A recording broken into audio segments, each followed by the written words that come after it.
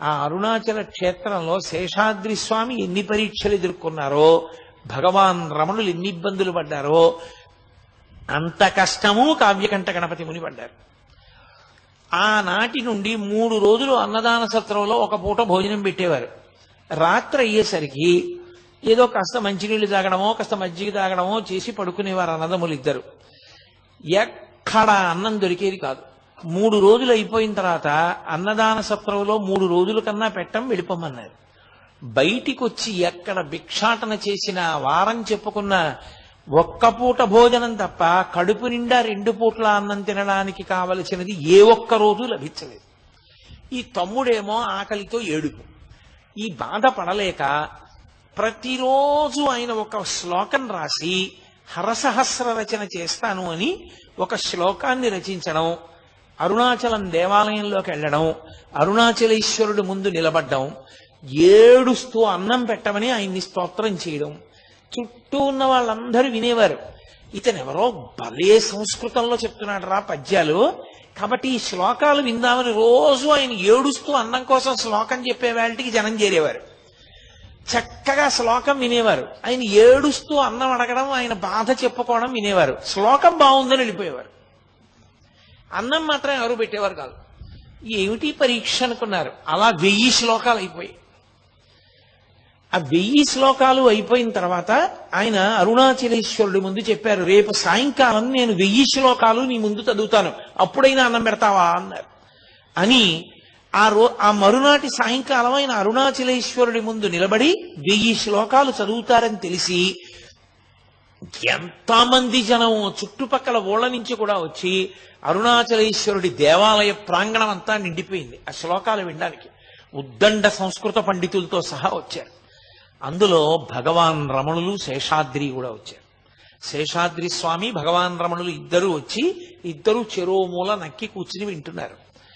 కానీ పరమ ఆకలితో నీరసించిపోయి బాధతో ఉండి శ్లోకాలు చెప్తున్నారేమో కావ్యకంఠ గణపతి ముని గమనించలేదు. ఆయన 1000 శ్లోకాలు చెప్పి వలవల ఏడ్చేశారు అన్నం కోసం. అప్పటి వరకు మాట్లాడని వారు ఒక్కసారి ఆ ఊళ్ళో ఐశ్వర్యవంతులందరూ ముందుకొచ్చి, మేము సిగ్గుపడుతున్నాం, ఇన్ని శ్లోకాలు రచన చేస్తే, హరసహస్రం చేస్తే తప్ప ఎవ్వరం అన్నం పెట్టలేదా మీకు? అన్నం పెట్టడం కాదు, మీలాంటి మహాపండితుడు అరుణాచల క్షేత్రాన్ని విడిచిపెట్టి వెళ్ళిపోవడానికి వీల్లేదు. అందుకే మీకు ఇక్కడ సంస్కృత పాఠశాలలో అధ్యాపకుడిగా ఉద్యోగం ఇస్తున్నాం అన్నారు. చాలా సంతోషం అన్నారు. సంస్కృత పాఠశాలలో అధ్యాపకుడిగా చేరారు. చిత్రం ఏమిటంటే వాళ్ళు నియమం పెట్టారు, మీరు తమిళ భాషలో చెప్పాలి, సంస్కృతంలో ఉన్న విషయాల్ని తమిళ భాషలో చెప్పాలి.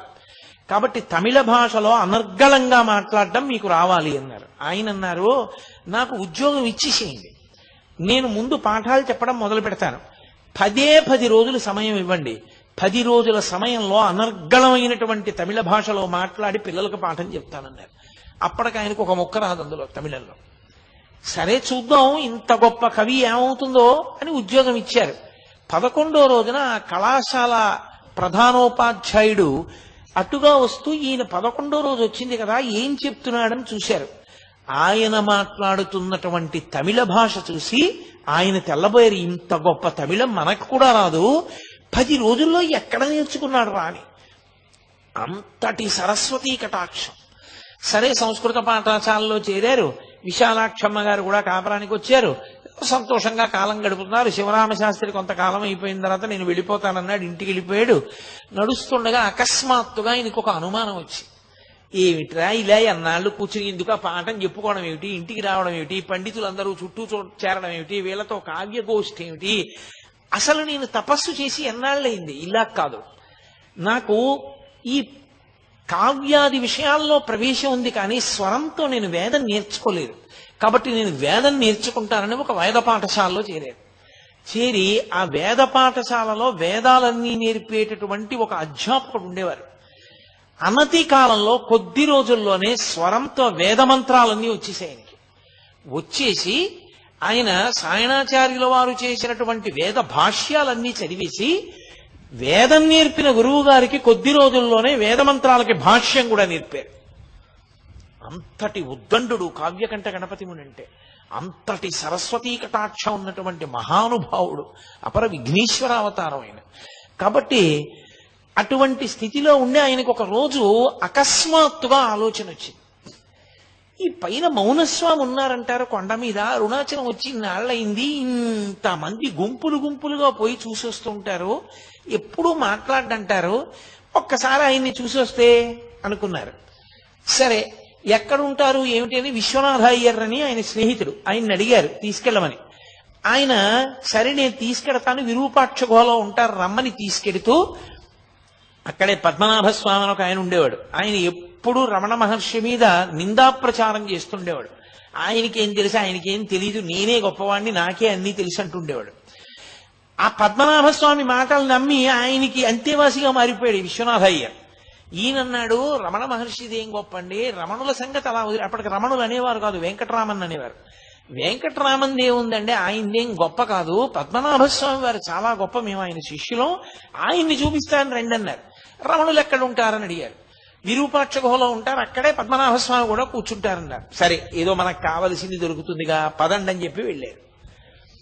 వెళితే దురదృష్టం ఏమిటంటే ఆ రోజున విరూపాక్ష గుహలో స్వామి లేరు.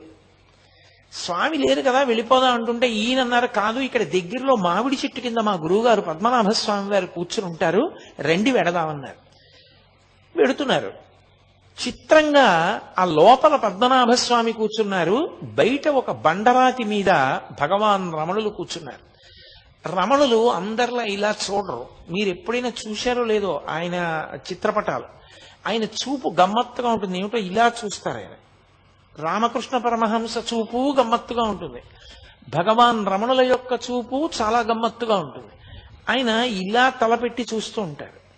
ఆయన కావ్యకంఠ గణపతి ముని వంక అలా చూస్తున్నారు.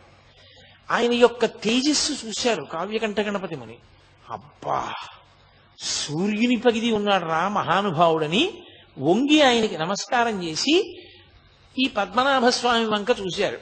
చూడగానే తెలిసిపోయింది ఆయన సమర్థత ఎటువంటిదో. ఆయనకి నమస్కారం చేయకుండా ఈయన దగ్గర కూర్చున్నారు. కూర్చునేటప్పటికి తీసుకొచ్చిన విశ్వనాథ అయ్యర్ గుండెలు జారిపోయి, అయ్య బాబోయ్ మా గురువు గారి పట్ల అపచారం అయిపోయింది, తర్వాత పిలిచి నన్ను దెబ్బలాడతారో ఏమిటో అలాంటివన్నీ తీసుకొచ్చాను. ఆయనకి కోపం వచ్చి ఆ పద్మనాభ స్వామికి, నువ్వేనా కావ్యకంఠ గణపతి మునివి, హరసహస్రం చెప్పిన వాడివి నువ్వేనా అరుణాచల దేవాలయంలో అని అడిగారు. అవునన్నారు. ఏది అంత పండితుడువా, శుక్లాంబరధరం విష్ణుం అన్న శ్లోకానికి విష్ణుపరంగా చెప్పు అన్నారు. వెంటనే శ్లోకాన్ని విష్ణుపరంగా చెప్పారు. చెప్పి మీరు నన్ను విష్ణుపరంగా అడిగారు, బ్రహ్మపరంగా కూడా చెప్తానని మళ్ళీ బ్రహ్మపరంగా అన్వయం చేశారు. చెప్పి పద్మనాభ స్వామి వంక చూసి, బ్రహ్మగారితో సమన్వయం చేయడం ఏమిటి, ఎదురుగుండా కనపడుతున్నటువంటి ఈ వెంకటరామన్ గారితో అన్వయం చేస్తాను చూడండి అన్నారు. అని శుక్లాంబరధరం, తెల్లటి గోచీ పెట్టుకుని ఉంటారు ఇప్పుడు, కాబట్టి తెల్లటి బట్ట కట్టుకున్నారు. విష్ణుం, ఆయన కీర్తి దిగంతముల వ్యాపించింది, ఆయన అటువంటి స్థితిని పొందారు కాబట్టి విష్ణుం. శశివర్ణం, తెల్లగా మెరిసిపోతున్నారు కాబట్టి శశివర్ణం. చతుర్భుజం, చతుర్భుజం అంటే భుజం అంటే గెలిచినవాడు అని, కాబట్టి ఆయన మనో బుద్ధి చిత్త అహంకారములు అనేటటువంటి నాలుగింటిని కూడా భుజించేశాడు, గెలిచేశాడు. ఆయన గెలిచేసిన వాడు కాబట్టి చతుర్భుజం. ప్రసన్నవదనం, ఆయన ముఖం చూడండి ఎంత ప్రసన్నంగా ఉందో, కాబట్టి ప్రసన్నవదనం ధ్యాయేత్, అటువంటి ఆయన్ని ధ్యానం చేస్తే సర్వ విఘ్నోపశాంతయేత్, అన్ని విఘ్నములు పోతాయన్నారు. అనేటప్పటికీ పద్మనాభ స్వామికి ఎక్కడ లేని బాధ పుట్టేసింది. చూశారు కానీ ఒక్క చిన్న పొరపాటు పడ్డారు కావ్యకంఠ గణపతి మరి. వెంకట్రామన్ ఒంటి మీద యజ్ఞోపవిందా అని చూశారు, యజ్ఞోపవీతం ఉందా అని. యజ్ఞోపవీతం మీద ఆయనకున్న శ్రద్ధ అటువంటిది, అది తక్కువేం కాదు, చాలా గొప్ప విషయం.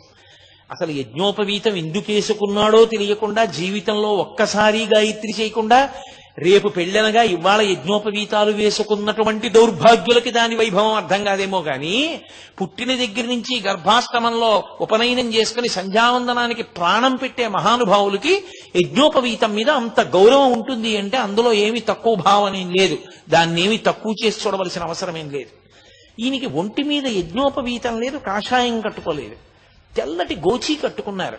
అసలు ఈయన సంప్రదాయజ్ఞుడేనా, ఈయనకి సరిగ్గా ఏమైనా మనం ఆయనతో మాట్లాడతగిన వ్యక్తేనా అన్న అనుమానం వచ్చింది ఎందుకు అకస్మాత్తుగా.